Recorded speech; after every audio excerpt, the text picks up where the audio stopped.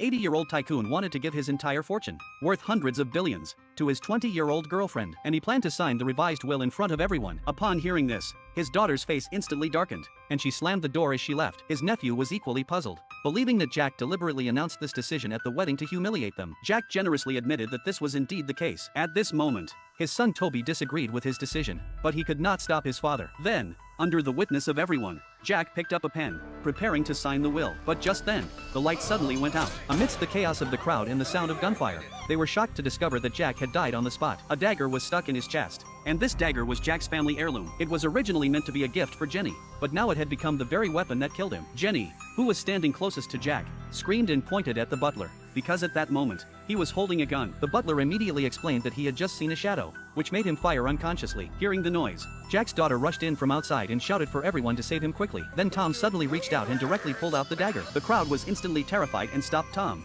saying that the weapon should not be touched until the police arrived. At a loss, Tom nervously inserted the dagger back again. Seeing such a chaotic scene, the detective invited to the wedding had no choice but to advise everyone not to touch the body again, so as not to affect the investigation. But instead of calling the police immediately, they hurried forward to check whether the will had been signed. After learning the result, everyone breathed a sigh of relief. Just as the crowd was rejoicing, Nick's words made them all gasp in shock, because at this moment, they were on a cruise ship, which meant the killer could only be one among them. Nick then ordered the captain to seal off the scene and instructed everyone to return to their rooms, waiting until the ship docked before handing it over to the police. Following Nick's request, everyone left the hall. Back in their room, Nick and his wife began to discuss the case of the day. Nick believed that the biggest suspect was Toby, because he had the most to lose from the revised will. Secondly, at the time of the signing, Toby was the one standing closest to Jack. But suddenly, a gunshot rang out. Everyone hurried toward the sound, only to discover that the victim this time was Toby.